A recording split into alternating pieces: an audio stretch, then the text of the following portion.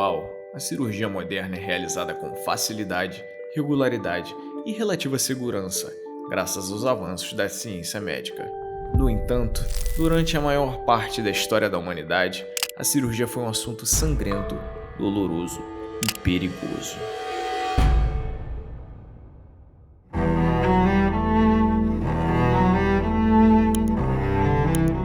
Os cirurgiões tinham que trabalhar rápido, correndo contra o relógio para amputar um membro ou estipar um tumor antes que o paciente sangrasse na mesa de operação. E mesmo que um paciente sobrevivesse ao procedimento, isso não era garantia de sucesso, com a grande maioria sucumbindo em poucos dias devido à infecção ou outras complicações pós-operatórias.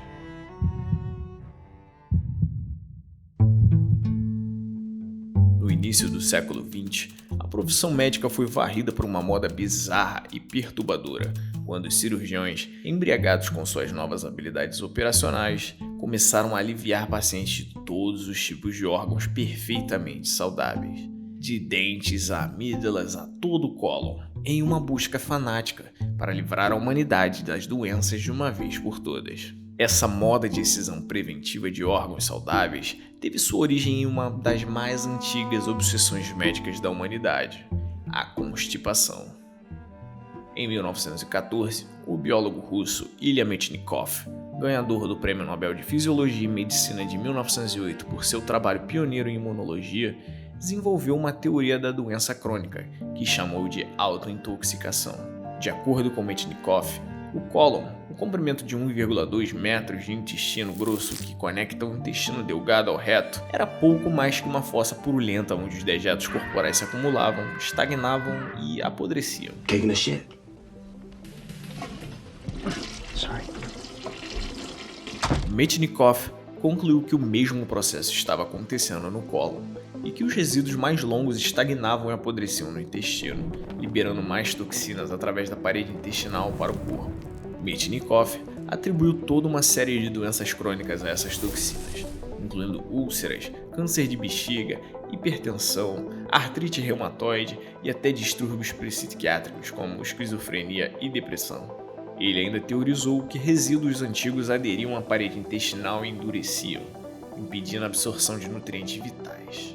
Em suma, quase todas as doenças sob o sol podem, de alguma forma, estar ligadas à constipação crônica. A obsessão médica com constipação persistiu. Laxantes e purgativos permaneceram como os produtos farmacêuticos mais vendidos por mais de 300 anos. Embora os 4 humores tenham sido substituídos por paradigmas médicos mais modernos, como a teoria dos germes, as preocupações com a regularidade intestinal e a autointoxicação continuaram a ser uma fonte de ansiedade. A publicação do trabalho seminal de Charles Darwin em 1859, On the Origin of Species by Means of Natural Selection, levou os anatomistas a perceber que o corpo humano não era uma criação perfeita à imagem de Deus, mas uma máquina confusa e imperfeita, com características vestigiais remanescentes de seu passado evolucionário. Os médicos começaram a ver nesses órgãos aparentemente inúteis as raízes de todas as doenças humanas, incluindo o cólon, que passou a ser visto como uma cobra venenosa enrolada no abdômen de cada pessoa, roubando-lhes uma vida miserável. Teóricos como Ilya Metchnikoff e o guru da saúde John Harvey Kellogg contribuíram para essa visão. Embora os cirurgiões tenham sonhado em extirpar completamente o órgão problemático, isso só foi possível com o desenvolvimento de técnicas antissépticas e anestesia no final do século XIX. Você já imaginou ter o seu cólon retirado como medida preventiva para várias doenças?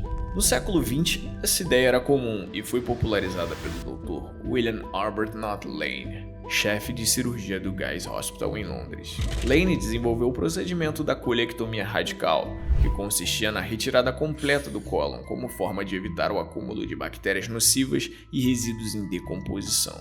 O procedimento foi um sucesso e muitos pacientes passaram a procurar a cirurgia para diversas doenças, desde úlceras estomacais até dor de garganta.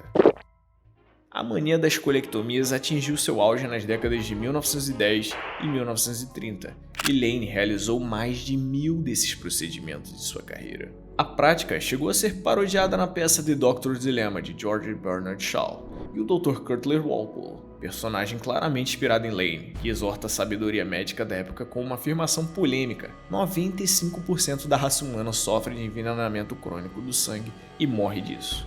Entretanto, apesar das promessas de milagres médicos feitos pela colectomia radical, como a retardação do envelhecimento e prevenção da depressão, os resultados reais do procedimento de Lane foram previsivelmente decepcionantes. Poucos pacientes experimentaram os benefícios prometidos pelo procedimento e, embora Lane fosse um cirurgião muito habilidoso, até 30% de seus pacientes morreram mais tarde devido às infecções e outras complicações pós-operatórias. Gradualmente, a opinião médica começou a se voltar contra a colectomia radical, embora o procedimento continuasse a ser realizado regularmente até a década de 30. Mais tarde, Lane desistiria de sua crença na intervenção cirúrgica e fundaria um movimento chamado de New Health, que defendia escolhas de estilo de vida mais práticas e holísticas, como ar fresco, alimentos integrais, frutas e vegetais, exercícios e suplementos vitamínicos, como uma forma de alcançar uma boa saúde e longevidade.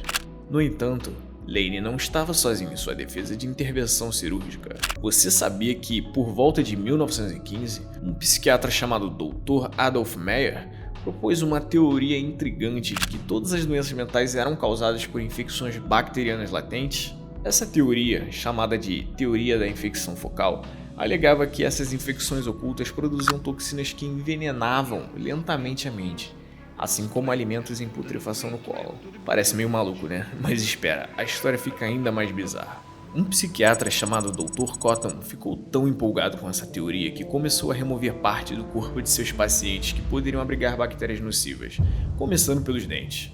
E quando isso não funcionou, ele passou a remover órgãos inteiros, como testículos, ovários, baços, estômagos, vesículas biliares, colo do útero e cólon. E acredite ou não, ele relatou uma taxa de sucesso fenomenal, de 85%. Claro que agora sabemos que esses métodos eram horrivelmente equivocados e imprudentes, mas na época eles eram vistos como progressivos e inovadores. É impressionante pensar que a ideia de que a doença mental tinha uma base física era tão nova na época que uma teoria tão bizarra como essa ganhou tantos seguidores. No início do século XX, Henry Cotton se tornou famoso por seus métodos radicais de cirurgia abdominal em um hospital em Trenton. No entanto, depois de sair do hospital, Cotton abriu sua própria clínica particular, onde continuou a realizar suas cirurgias radicais para clientes ricos até se aposentar em 1930. O avanço da tecnologia médica acabou minando as suposições que sustentavam esses métodos radicais. Os médicos começaram a perceber que a obsessão da humanidade com a limpeza intestinal e a constipação era mal informada e exagerada. Além disso, o cólon é um órgão vital que contém bactérias benéficas que promovem a digestão e produzem vitamina K. No entanto, essa obsessão persiste até hoje, como pode ser vista em muitas dietas da moda e práticas de medicina alternativa.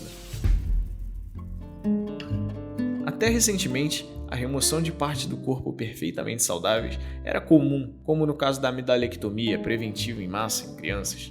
Felizmente, essa prática foi abandonada e hoje em dia a cirurgia só é realizada em casos de infecção crônica das amígdalas. E aí, gostou desse vídeo? Então não deixe de conferir os nossos próximos vídeos e se inscreva no canal para não perder nada, hein?